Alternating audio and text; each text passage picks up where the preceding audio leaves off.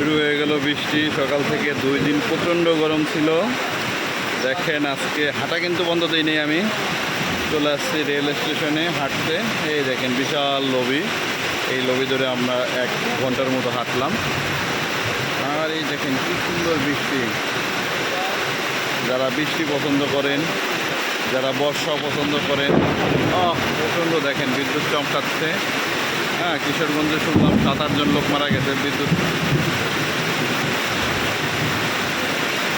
দেখেন অদ্ভুত সুন্দর।